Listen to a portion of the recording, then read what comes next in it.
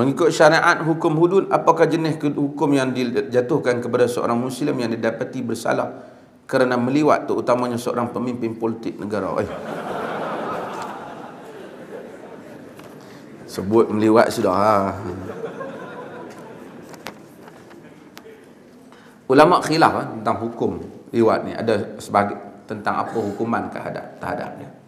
Oleh kerana tak ada dalam senarai tersebut, maka pemerintah dia boleh dikategorikan sebagai ta'zir dan pemerintah boleh pilih hukum yang sesuai untuk mengatasi hal ini. Dan pemerintah boleh pilih hukuman yang sesuai. Ulama khilaf antara hukuman yang sensitif yang timbul ialah hukuman rejam bagi orang yang berzina, yang muhsan. Yang muhsan ni iaitu orang yang pernah berkahwin dengan dan merasai persetubuhan yang halal. Ada beberapa perbincangan. Yang pertama, kalau kita tengok dalam kitab fiqh dulu, mereka macam firm tentang rejam ni, iaitu mana-mana perempuan kalau sekiranya ataupun lelaki kalau melakukan zina sedangkan dia pernah berkahwin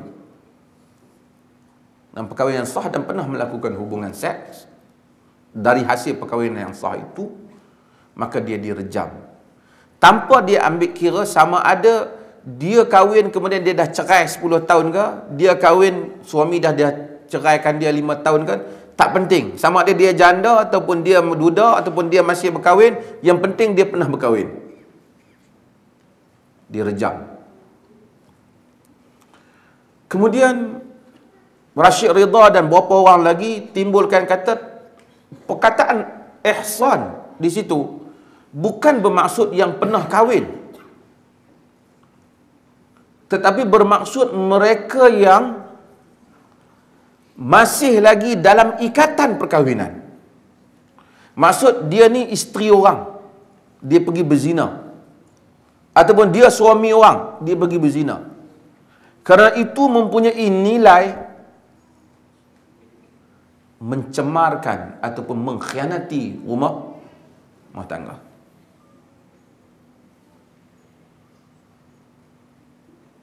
Kemudian dunia Islam agak dulu yang tak setuju dengan hukuman rejam ni termasuk ialah mazhab Mu'tazilah dan juga pandangan di kalangan Khawarij, kerana mereka kata nas Quran terang sebat, macam mana mai pula rejam.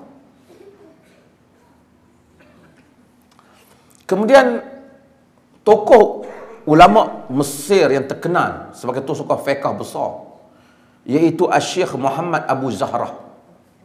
Siapa mengaji fiqh ni dia tahu Muhammad Abu Zahrah ni.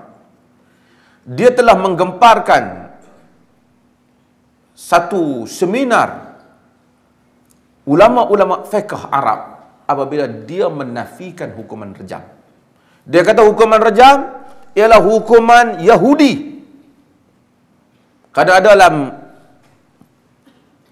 Old Testament, Taurat, dan dia sama sekali bukan sifat hukuman Nabi Muhammad. Yang berlaku tu ialah berlaku kerana mereka tu yang pakai undang-undang tu. Jadi Nabi apply kepada mereka yang pakai, bukan kerana hukuman Islam. Berlakulah bantahan. Kerana dia kata tak padan. Sebat ni bagi orang yang berzina ni nak angkat sehingga nampak putih ketiak pun tak boleh. Artinya kalau sebat tu, sekolah tu yang cikgu sebat tu, dibandingkan 100 rotan hak sebat tu, hak 100 rotan tu lebih ringan ni. Tiba-tiba dia pergi begitu jauh sehingga rejam, tanam dan rejam. Jadi dia tolak. Tuan-tuan, sebat ni orang yang tak bersalah pun dia boleh suruh tunjukkan contoh sebat dia. Nak tunjukkan tak ganas ni undang-undang. Tiba-tiba pergi rejam, dan rejam tak ada dalam Quran. Ada riwayat kata dia dihapuskan daripada Quran dan seumpamanya lah. Tapi Muhammad Abu Zahrah kata no. Ulama-ulama masa tu bangkit bantah dia. Sebahagian mereka mengkafirkan dia. Kemudian Dr. Qaradawi kata dia hadir, dia dengar Abu Zahrah berkeras sehingga penyudah majlis tetap kata no.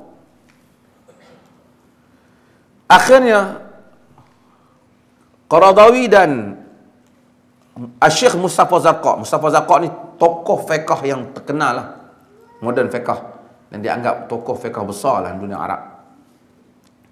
Dia menyatakan hukuman rejam itu ialah hukuman ta'zir, bukan hudud. Maksudnya pemerintah buat dalam keadaan pemerintah rasa boleh nak buat. Kalau pemerintah rasa tak nak, pemerintah boleh cari option yang lain. Kalau hudud tak boleh ubah. Hudud dia, itu beza hudud dengan ta'zir tu. Macam undang-undang kita, kalau kita hukum orang penjara 3 tahun, itu ta'zir. Ta'zir ni pemerintah ada luas, dalam banyak benda dia boleh ta'zir. Orang fikir kalau dalam pemerintahan Islam, hak mana tak kena hudud tu nak kena apa? Dia boleh kena ta'zir. Atas alasan, ada dalam hadis, Nabi kata, wanita yang anak dara yang berkahwin, anak dara yang berzina, Nabi kata disebab serata rotan wa taghribul am wa taghribus sanah.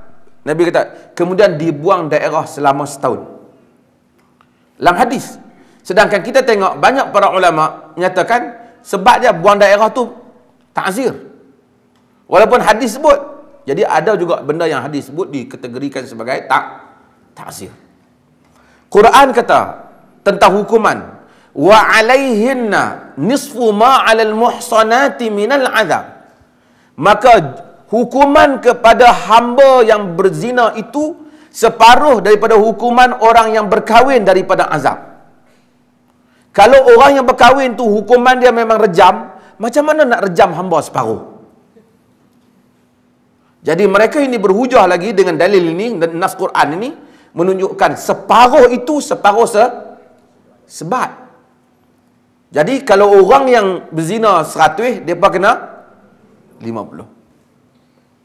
Saya masa bentang di Kelantan, saya kata saya mencadangkan Kelantan mengambil pendekatan ini. Rejam ni kita kategorikan sebagai ta'zir. Dengan itu tidak menjadi kewajipan hudud, boleh pilih alternatif yang lain. Sebab zaman itu memang hukuman rejam tu ada dah. Memang Yahudi memang rejam. Dan kedua, tuan-tuan, medieval torture, kalau tuan-tuan pergi, saya pergi ke Museum of Medieval Torture di Prague, Republic Czech. Memang hukuman pada zaman tu semua mengerikan. Sula orang lah ni, hak barat duk cakap tentang human right ni, inhuman, hukuman-hukuman dunia Islam, dia kata, dia orang punya dulu bakar orang tempat panggang, semua dia buat siap dah. Seksa, tuan-tuan. Perempuan kena pakai cawat kalau suami pergi mana-mana. Cawat tu kunci, suami jadi tentera, suami bawa. Tuan-tuan pergilah memang web saya. Dia cawat ni, cawat besi. Suami kunci, suami pergi perang. Kalau suami mati, pakai tak buka lah. Tuan-tuan tahu, negeri ni mereka sejuk, Eropah ni. Macam mana nak pergi bilik ayak kita pun pening. Sejuk Suami kunci. Kerana dia tak percaya kat isteri dah. Mereka itu lebih lagi tidak menunaikan hak wanita. Jadi padan kalau ada undang-undang yang environment ketika itu pun tak akan merasakan undang-undang tu berat. Dan kemudian pula apa kalau pula dibabitkan dengan seorang wanita ataupun suami yang mana isteri dia duk ada, dia pergi berzina dengan orang. Suami dia duk ada, dia pergi berzina dengan orang. Boleh menyebabkan dalam masyarakat Arab perang. Kabilah. Bila rejam dibuat, maka tidak timbul. Sebab tu sahabat tak timbul, tak merungut apa lah. Dan masa tu pun tuan-tuan zaman pedang. Marah kat kawan ni pancung. Marah kawan ni bagi pancung kan. Jadi setakat tengok orang kena balingan batu tu biasalah kan. Jadi bila zaman berubah, ta'zir ini juga boleh juga untuk dilihat semula. Saya punya pandangan. Kalau tuan-tuan nak, tuan-tuan boleh pergi dalam internet, tuan-tuan tulis stoning. Tuan-tuan akan tengok negeri-negeri yang rejam dan banyak yang kena perempuan dah.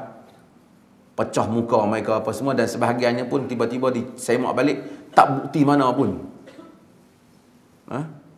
Yang buat tu pula kadang-kadang mamat-mamat kawan-kawan ni pakat ni buat laksanakan. Tanpa melihat kepada macam-macam lah. Tuan-tuan boleh tengok lah orang yang kena rejam. Barat pun ambil gambar tu, dia bubuh lah dalam penuh-penuh, dia kata inilah Islam. Sebab apa?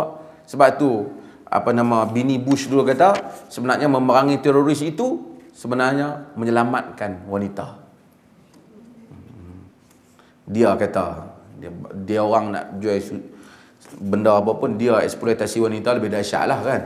Tapi artinya dia gunalah isu-isu yang seperti itu.